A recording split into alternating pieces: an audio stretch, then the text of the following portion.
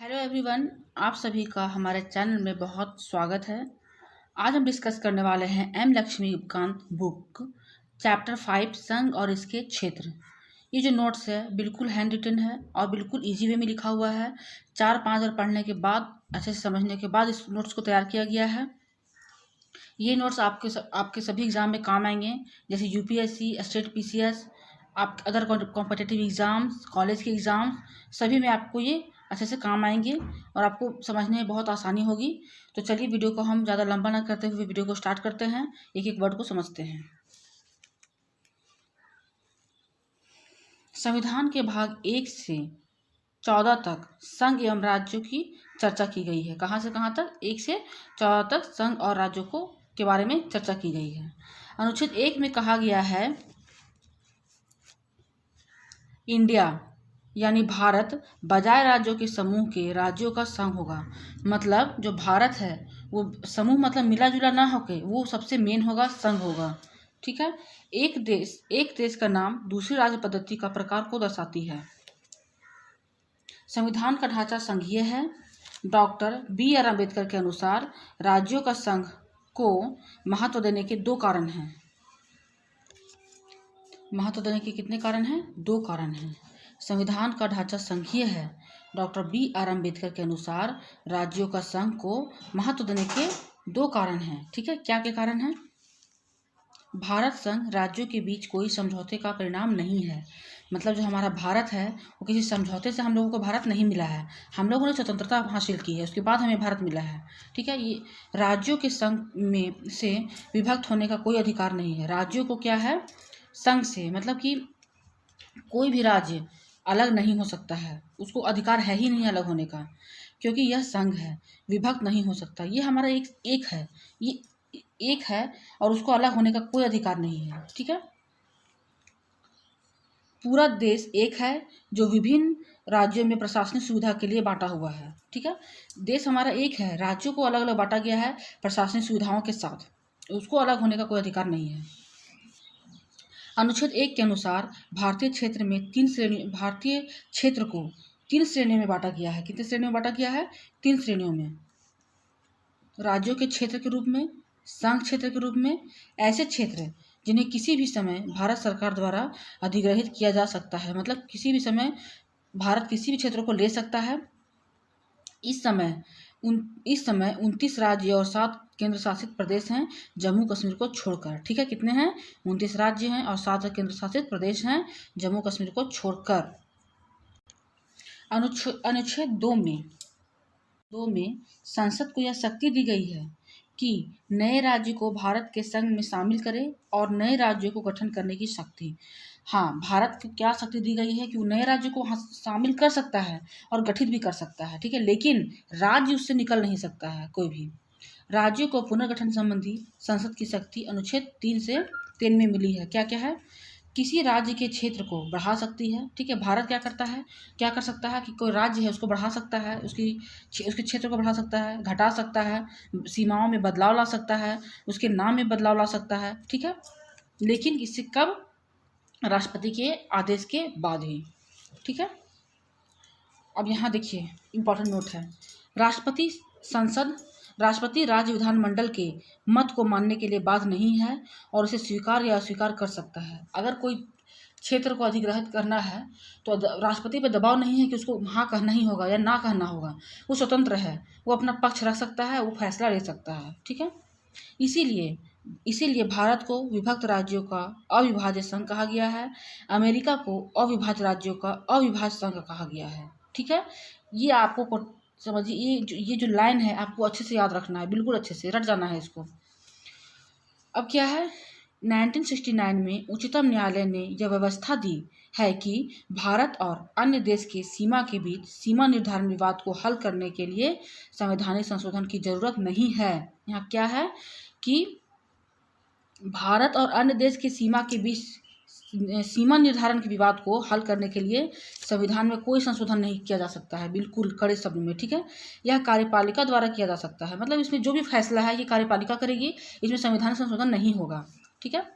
100वां संविधान संशोधन अधिनियम 2015 को इसलिए अधिनियमित किया गया कि भारत द्वारा कुछ भूभाग का अधिग्रहण किया जाए, जबकि कुछ अन्य भूभाग को बांग्लादेश को हस्तांतरित कर दिया गया। ठीक है, किसको मतलब दे दिया गया?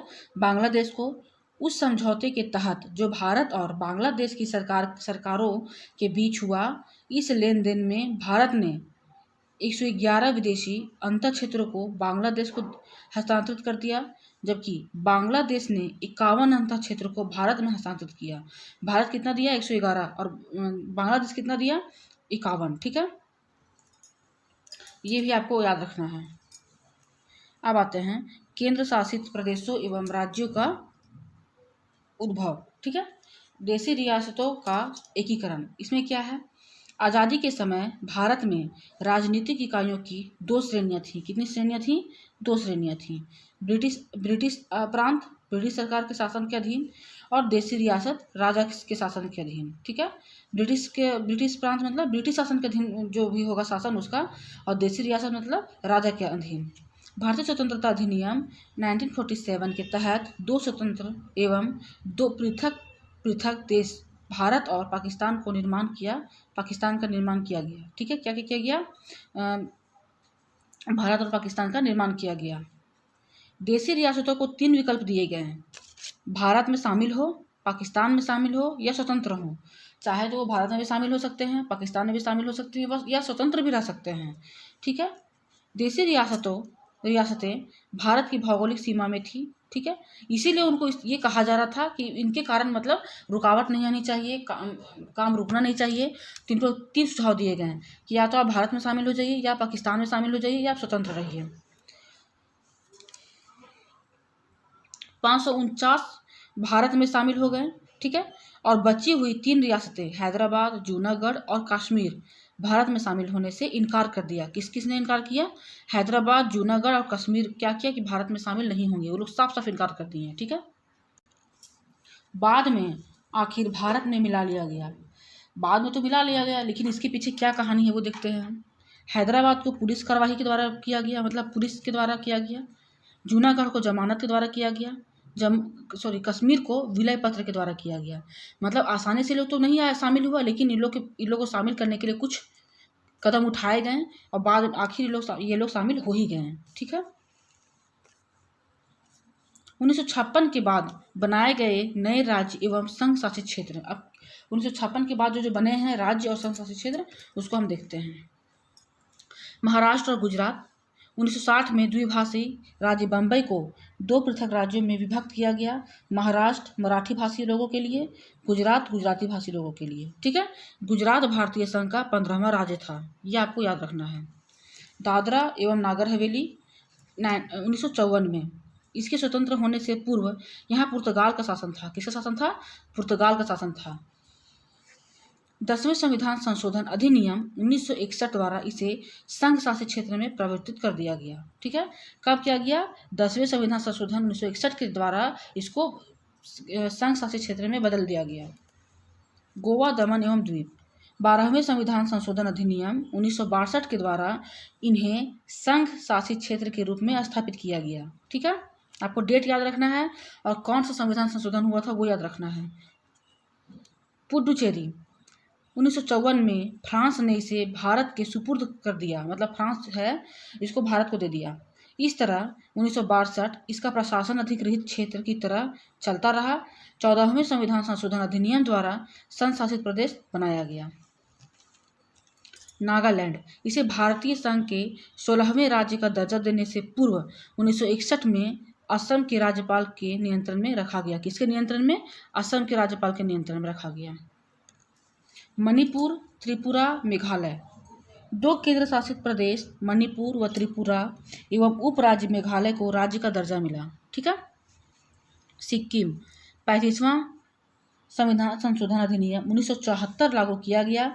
इसके द्वारा सिक्किम को एक संबद्ध राज्य का दर्जा दिया गया। क्या राज्य का दर्जा दिया गया? संबद्ध राज्य का दर्जा दिया गया। ठीक है, छत्तीसगढ़, उत्तराखंड और झारखंड 2000 में मध्य प्रदेश, छत्तीसगढ़, उत्तर प्रदेश, उत्तराखंड और बिहार झारखंड से पृथक कर नए राज्यों के रूप में मान्यता दी गई। ये 3 राज्य भारतीय संघ में 26वें, 27वें और 28वें राज्य बने। तेलंगाना 2014 में यह आंध्र प्रदेश से अलग होकर भारत का 20वां राज्य बना। ये हमारे न्यूज में बहुत चला भी था। ये सब आप क्या कीजिएगा, आप थोड़ा मैप खोल के इसको मैप में देखिएगा कि कहाँ क्या है, तो इससे आपको विजुअलाइज करने में आसानी होगी और आपको अच्छे से याद भी रहेगा लंबे समय तक। ठीक है, अब आते हैं नामों में क्या क्या बदलाव किया गया। संयुक्त प्रांत पहला राज्य था जिसका नाम बदला गया। ठीक है, इसका नया नाम 1950 में उत्तर प्रदेश रखा गया। ठीक है, 1959 में मद्रास का नया नाम तमिलनाडु, 1973 में मैसूर को कर्नाटक, लक्षद्वीप मिनिकॉय एवं अमीनदीदी लक्षद्वीप, 2006 में उत्तरांचल को उत्तराखंड, पांडिचेरी को पुडुचेरी 2006 में, 2011 में उड़ीसा को ओडिशा रखा गया। ठीक है, करती हूँ कि आपको ये वीडियो अच्छा लगा होगा। अगर अच्छा लगा है तो इस वीडियो को ज़्यादा से ज़्यादा लोगों तक शेयर कीजिए, चैनल को सब्सक्राइब कीजिए, वीडियो को लाइक कीजिए और जब सब्सक्राइब करेंगे तो आपके बगल में बेल आइकन आएगा, उसको क्लिक कीजिएगा। उसमें जो ऑल नोटिफिकेशन होगा उसको आपको क्लिक करना है। ये बिल्कुल फ्री है। इससे क्या होगा कि मैं जब भी वीडियो अपलोड करूँगी सीधे आप तक पहुँचेगा और आपके लिए हेल्पफुल साबित होगा। मिलती हूँ एक नई वीडियो के साथ, तब तक के लिए धन्यवाद।